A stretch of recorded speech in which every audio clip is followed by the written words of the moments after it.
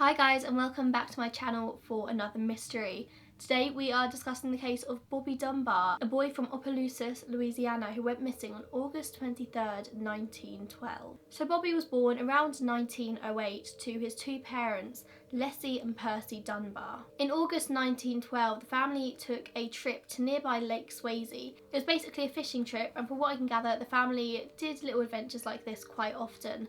Only this adventure took a turn for the worst when Bobby disappeared. The family had been playing in the lake for the afternoon and were heading back to the cabin for some lunch when they realised that Bobby was gone. Everyone frantically searched for him before they realised that he had just disappeared, so his parents, Leslie and Percy, contacted the authorities. An 8-month-long search for Bobby began, not just capturing local authorities' attention, but it kind of became a nationwide search. Everyone was looking for little Bobby Dunbar. But of course the manhunt focused just in the state in Louisiana, and police basically ripped the entire state apart trying to look for Bobby. They searched the lake many times. They even killed and dissected alligators to see if Bobby had been eaten by an alligator. They even threw dynamite into the lake, hoping that the explosion would allow Bobby's body to appear, and nothing ever showed up. And not only did Bobby disappear, all of his clothes, and he was wearing a straw hat as well, that completely vanished. And I think the police's general consensus was if Bobby had been eaten by an alligator, the hat still would have been lying around somewhere. Reward money was offered for the safe return of Bobby, and the 4,600 citizens of Opelousas actually raised some money themselves. They raised $1,000, which back in 1912 would have been a massive amount of money. They raised this for the return of Bobby, and they said if Bobby was returned, no questions would be asked. And about 8 months later, it seemed like police hit the jackpot. They came across a man called William Cantwell Walters, who was travelling with a young boy who fitted the description of Bobby Dunbar. They were found in Mississippi, and Walters was immediately arrested, and the Dunbars were called to Mississippi to identify the boy. Now Leslie Dunbar was the one who was supposed to identify the boy, and at first she wasn't sure it was her son. He didn't respond to her, he didn't seem like he recognised her in any way. Now Bobby had a few distinguishing features. He had moles on his neck, and he also had a scar on his left foot from a burn when he was a baby.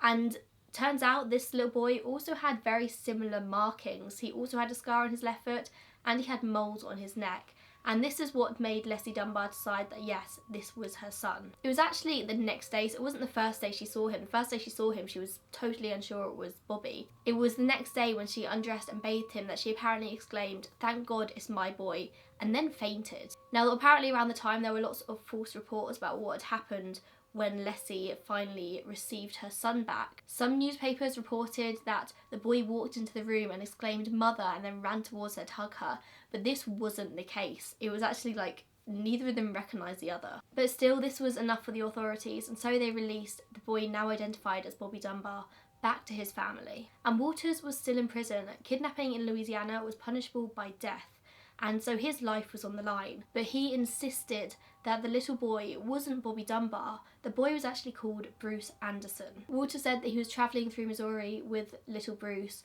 to visit relatives, and they were just travelling, drifting around. And Bruce was actually his nephew. The boy's mother was a woman named Julia Anderson. Walters wrote multiple letters to the Dunbars explaining what had happened and that it wasn't their son. And he also wrote letters to the police saying, "I haven't done anything wrong," and nobody believed him. Eventually the police decided to bring Julia Anderson, Bruce's mother, to see the boy to see if she could identify him. Now bear in mind that this was a case that got a lot of media attention all across the country, but particularly around Louisiana and Mississippi. People were really happy that little Bobby Dunbar had been found safe.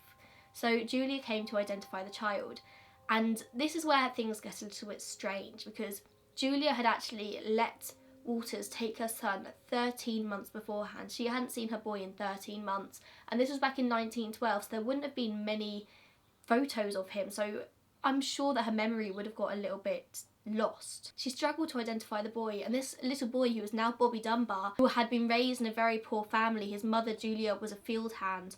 He was very poor, and now he was in a house with the Dunbars. We had bikes and toys and even had ponies. He was now living the life of luxury, and it had been over a year since he had last seen Julia. he refused to recognise her. And that was that. The police and the public had both made up their mind. The boy was little Bobby Dunbar. He returned to Opelousas to a whole homecoming parade. It was insane. And like I said, Julia wasn't a wealthy woman. She worked as a field hand. She had 3 children, all out of wedlock, which back in 1912 was a massive no-no. Her moral character was questioned by the public, and they just immediately took a disliking to her. They did not believe this woman at all. She claimed that she had given Bruce to Walters to take to visit family for just a few days, and they were gone for 13 months. So even if Walters was innocent in the kidnapping of Bobby Dunbar, it's still a little bit questionable as to why he had taken this little boy Bruce for so long. But I don't think the mother was overly concerned. She knew that he was in good hands. Julia also had no money to fight the police and go to court, so she kind of had to concede, and so she went back to North Carolina, where she was from. Julia did return to Louisiana a few months later for the trial of Walters, and she was there to make sure that everyone knew that Walters was innocent, but also that the boy was Bruce Anderson, her son. Also attending the trial were multiple residents of a town called Poplarville, a small town in Mississippi, which Walters and little Bruce had passed through, and they spent a lot of time there getting to know the community, and people really liked them.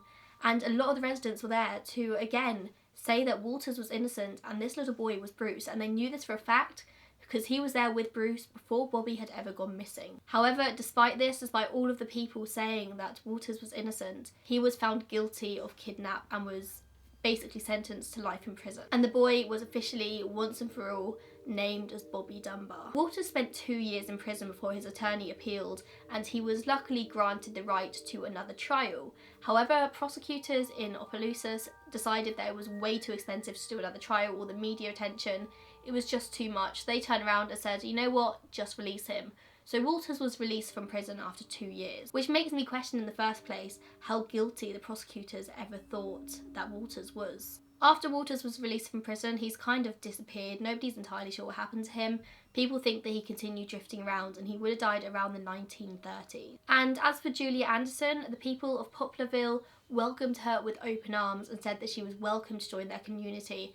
And that's what she did. She moved to Mississippi. She became a solid member of the community. She married, had 7 more children, and was a devout Christian. Everyone there really loved her. But she never forgot about her son Bruce and always referred to him as her lost child, as she always maintained Walter's innocence. The boy raised as Bobby Dunbar died in 1966. He married, he had 4 children, and he was a solid part of the Dunbar family. He would also visit the Andersons on occasion, and there's quite a few reports of him visiting the Andersons, and he just basically wanted to know the family. Years later, after Bobby's death, a relative called Margaret Dunbar Cutworth decided that she wanted to prove once and for all that Bobby was a Dunbar. He was part of the family all along. So she started her research. However, the further she got into her research, the more she realised that actually I don't think he is Bobby. I think he is Bruce. And this made Margaret really disliked in the Dunbar family, but she did maintain that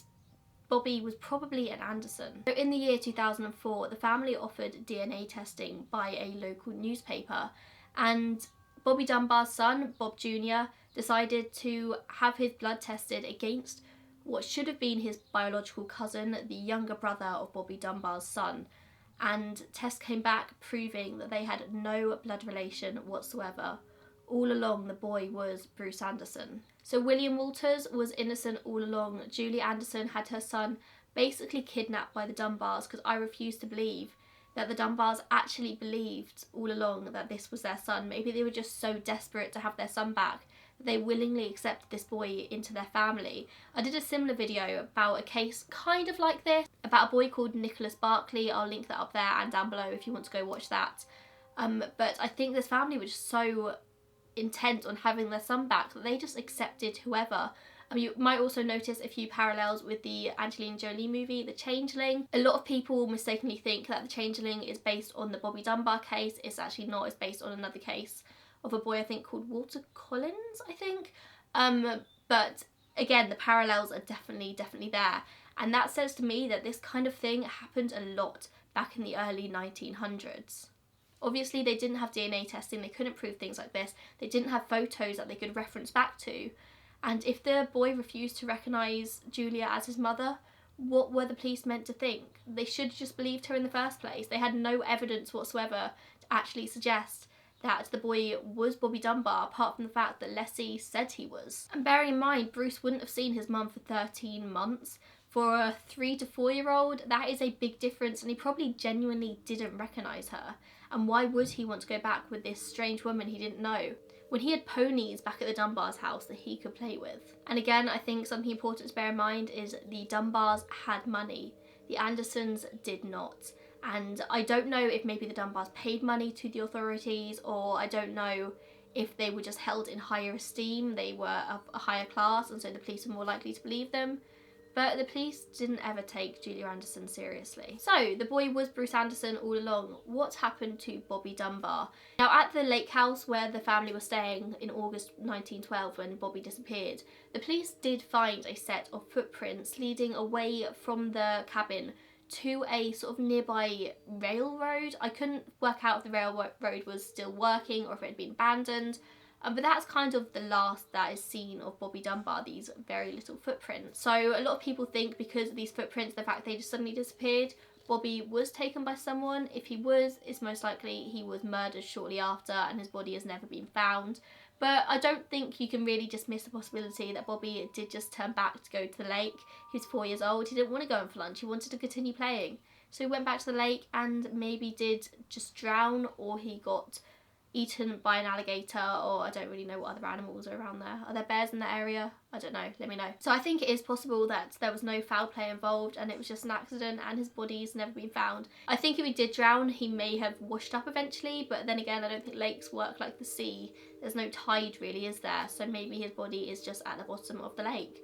And if he was eaten by an alligator, then it's likely he was never found. And that is that. I hope you enjoyed this video. Let me know what you think happened to little Bobby Dunbar.